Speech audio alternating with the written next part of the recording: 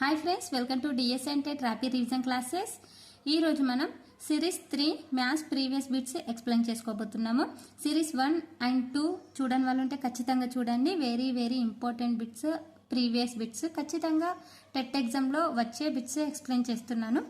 ఇప్పుడు ఒక దీర్ఘగణం కలిగి ఉండు అంచుల సంఖ్య. అంచులు అంటే ఏంటి? ఐలర్ సూత్రంలో ఫేసెస్, వర్టిసెస్ అండ్ ఎడ్జెస్. అందులో ఎడ్జెస్ అంటే అంచులు. ఓకే, ఐలర్ సూత్రం ఆల్రెడీ నేను ప్రీవియస్ వీడియోలో ఎక్స్ప్లెయిన్ చేశాను, మళ్ళీ కూడా ఎక్స్ప్లెయిన్ చేసుకున్నాము. ఎందుకంటే అంచుల సంఖ్య తెలవాలనుకుంటే మనకు ఐలర్ సూత్రం తెలిసి ఉండాలి. ఓకే, దీర్ఘగణం యొక్క అంచుల సంఖ్య.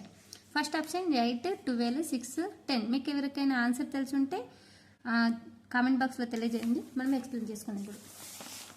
ఇప్పుడు దీర్ఘగణం ఏ విధంగా ఉంటుందంటే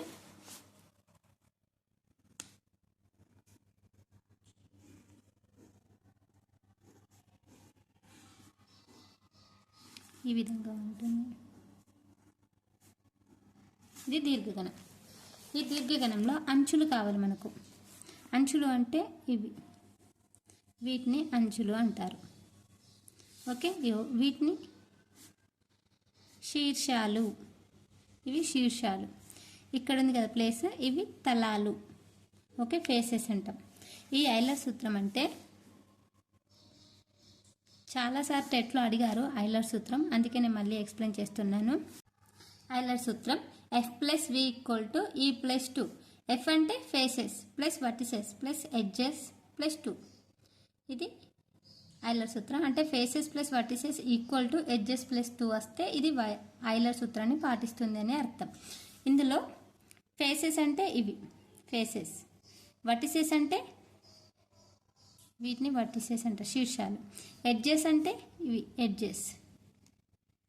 ఓకే, మరి ఫేసెస్ ఎన్ని ఉన్నాయి కౌంట్ చేద్దాం. ఫేసెస్ ఇక 1, 2, 3, 4. 4 సైజ్కి 4 ఉంటాయి, మళ్ళీ పైన ఒకటి కింద ఒకటి, కాబట్టి ఫేసెస్ 6. వర్టిసెస్ 1, 2, 3, 4. ఇక్కడ 4 ఉంటాయి, ఇక్కడ 4 ఉంటాయి, ప్లస్ 8 ఈక్వల్ టు ఎడ్జెస్ ఎన్ని ఉన్నాయి? ఎడ్జెస్ అంటే ఈ lines 1, 2, 3, 4. 1, 2, 3, 4. 4, 4, 8. 8, 9, 10, 11, 12 plus 12 plus 2. 6 plus 8 14 equal to 14. ఇది ఐలర్ సూత్రం పాటిస్తుంది. మనకు కావాల్సిన అవసరం ఏంటిది? ఎడ్జెస్ ఎన్ని అని అడిగారు. Edges equal to 12. దీర్ఘగణం కలిగి ఉండే అంచుల సంఖ్య 12. Option 2 is correct. Next question చూడండి.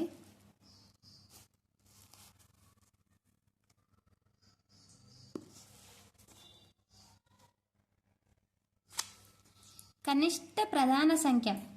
కనిష్ట ప్రధాన సంఖ్య అంటే ప్రధాన సంఖ్యలు ఎక్కడి నుండి స్టార్ట్ అవుతాయి? ఫస్ట్ 2 నుండి స్టార్ట్ అవుతాయి. 0 ఉండదు, 1 ఉండదు. కనిష్ట సంఖ్యలు ఎక్కడి నుండి, ప్రధాన సంఖ్యలు ఎక్కడి నుండి స్టార్ట్ అవుతాయి? 2 నుండి స్టార్ట్ అవుతాయి, కాబట్టి 2. కనిష్ట సంయుక్త సంఖ్య. సంయుక్త సంఖ్య అంటే ఇప్పుడు 2, 3 ప్రధాన సంఖ్యలే. సంయుక్త సంఖ్యలు ఎక్కడి నుంచి స్టార్ట్ అయితే 4. కనిష్ట సంయుక్త సంఖ్య 4.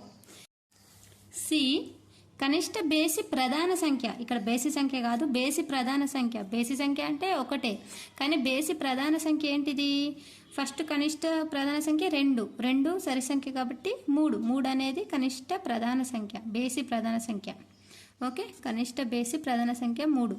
నెక్స్ట్ కనిష్ట బేసి సంయుక్త సంఖ్య అడిగారు. ఇక్కడ కనిష్ట బేసి సంయుక్త సంఖ్య అంటే ఫస్ట్ కనిష్ట సంయుక్త సంఖ్య 4 అవుతుంది. కనిష్ట బేసి సంయుక్త సంఖ్య కావాలన్నాడు కాబట్టి 5 అనేది సంయుక్త సంఖ్య కాదు, అది బేసి సంఖ్య కానీ సంయుక్త సంఖ్య కాదు. 6 అనేది సంయుక్త సంఖ్యనే కానీ బేసి సంఖ్య కాదు. 7 అనేది మళ్ళీ ప్రధాన సంఖ్య అవుతుంది. 8 సరి సంఖ్య అవుతుంది, కాబట్టి 9 కనిష్ట బేసి సంయుక్త సంఖ్య 9. ఇది వెరీ ఇంపార్టెంట్. కనిష్ట ప్రధాన సంఖ్య 2, కనిష్ట సంయుక్త సంఖ్య 4, కనిష్ట బేసి ప్రధాన సంఖ్య 3, కనిష్ట బేసి సంయుక్త సంఖ్య 9.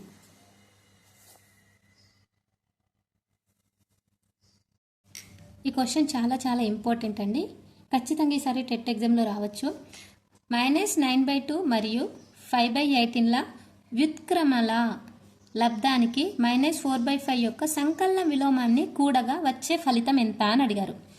ఇక్కడ మనకు వ్యుత్క్రమాల లబ్ధం అంటే ఏంటిది, సంకలన విలోమం అంటే ఏంటో తెలుసుకోవాలి. ఫస్ట్ సంకలన విలోమం అంటే ఏంటో తెలుసుకుందాం. సంకలన విలోమం ఇక్కడ -4/5 యొక్క సంకలన విలోమం అని అడిగారు.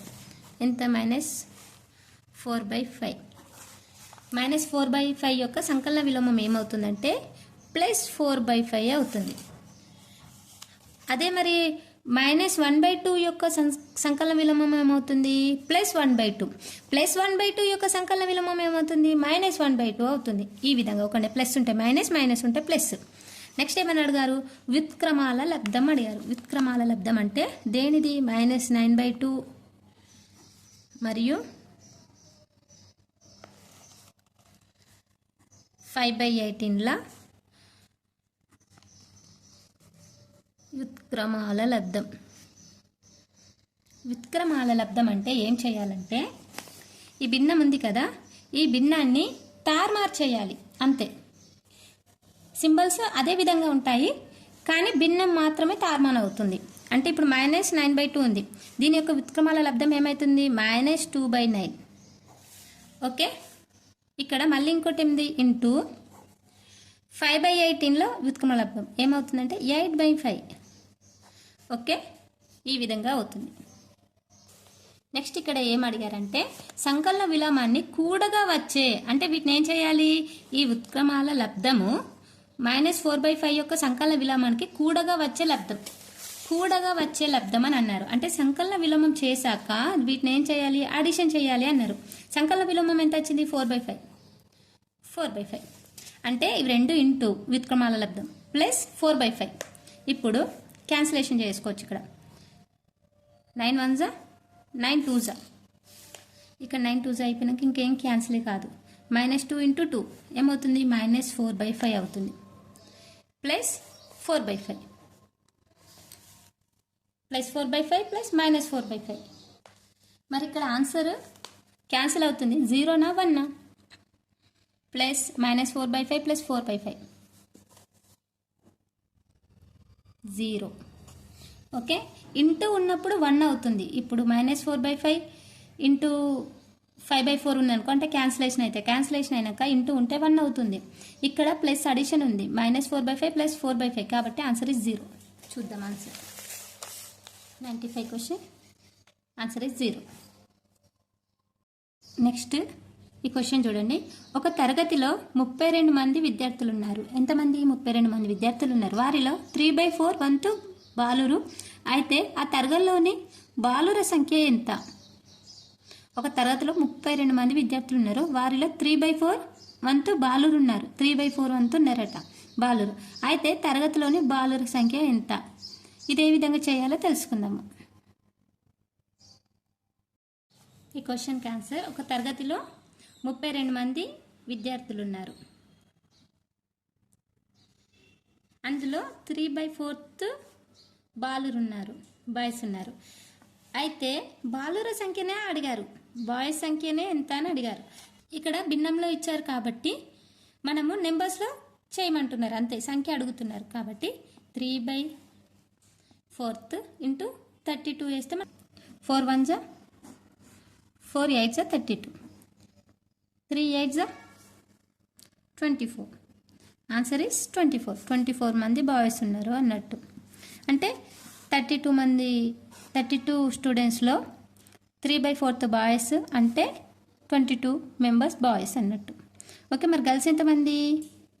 1/4 ఉన్నది కదా, అంటే 3/4 బాయ్స్, రిమైనింగ్ ఎంత? 1/4 కదా రిమైనింగ్ మిగిలింది. 1/4 ఇంటూ 32 వేస్తే అయిపోతుంది. 3 1 గర్ల్స్ 8 మెంబర్స్ అన్నట్టు. ఓకే, అడగలేరు కానీ మనల్ని ఎగ్జామ్లో మిస్టేక్లు అడిగితే ఈ విధంగా చేయాలి. ఆన్సర్ 24. నెక్స్ట్ క్వశ్చన్: ఈ క్రింది వాటిలో 4x² + 20x - 96 యొక్క కారణాంకం అడిగారు. కారణాంకం ఏ విధంగా చేయాలో చూద్దాం. ఇక్కడ క్వశ్చన్ ఏమి ఇచ్చారంటే 4x² + 20x - 96. దీన్ని కారణాంకాలుగా చేయాలంటే ఫస్ట్ 96 ఉంది కదా, ఇక్కడ నెంబర్ లేకపోతేనేమో ఇక్కడ చూడండి 103 క్వశ్చన్. క్రింది వాటిలో 4x² + 20x - 19 యొక్క కారణాంకాలు రాయండి అని ఉంది. ఇది సింపుల్గా 96 యొక్క కారణాంకాలు చేస్తే దీని ఆన్సర్ రాదండి. ఇది ఏ విధంగా చేయాలి అంటే 4x² + 20x - 96. దీన్ని ఫస్ట్ 96 యొక్క కారణాంకాలు వేసుకొని చేస్తే ఈజీగా వస్తుందని అనుకుంటాం, కానీ కాదు. ఇక్కడ చిన్న ట్రిక్ ఏంటంటే 4, 20, 96 ఉంది. ఇక్కడ 4ని కామన్ తీసిన అనుకోండి, x² + 4 5 20, x మైనస్ 4 1 4, 4 2 8, 1 మీద 4 8, 4 4 16. ముందు ఈ విధంగా కామన్ తీసుకోవాలి. కామన్ తీసుకున్న తర్వాతనే 24 యొక్క ఎల్సిఎం తీసుకోవాలి. 2 1 2 2 2 6 12, 2 3 6, 3 1. ఇక్కడ మనకు 5x వచ్చే విధంగా చూసుకో. 5x + 5x అడిషన్ చేస్తేనేమో దీనిలాగా రావాలి, ఇంటూ చేస్తే 24 ఉండాలి. 8 3 24. ఈ విధంగా మనం కారణాంక విభజన చేసుకోవాలి. నెక్స్ట్ xని కామన్ తీస్తున్నా, x + 8. నెక్స్ట్ -3ని కామన్ తీస్తున్నా, x + 8.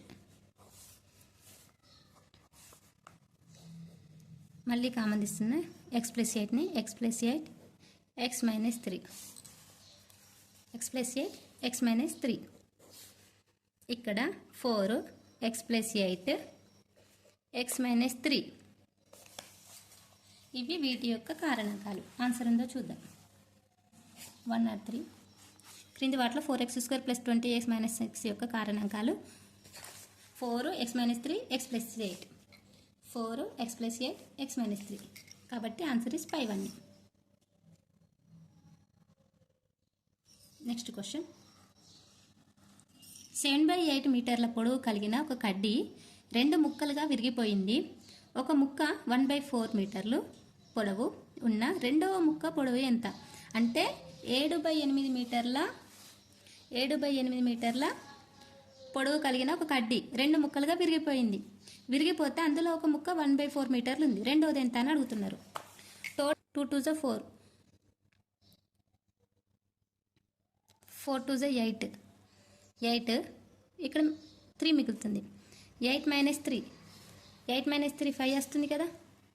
మళ్ళీ 8 3 24. ఈ విధంగా చూడండి, x² + 8x - 3x - 24. ఇది ఏ విధంగా తీసుకోవాలంటే +8 - 3 ఎంతలేమో 7/8.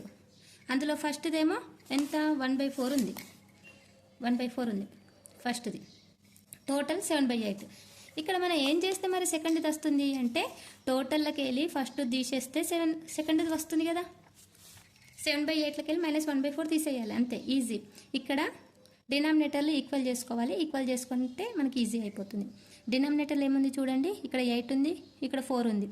ఎల్సిఎం ఎంత అవుతుంది? 8 అవుతుంది. కాబట్టి దీన్ని కూడా 8 చేద్దాం. 4 2 2. Okay. Next 7/8 - 2/8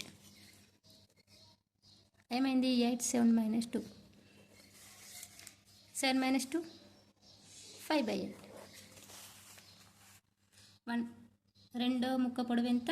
5/8. Answer 5/8. Easy, simple steps.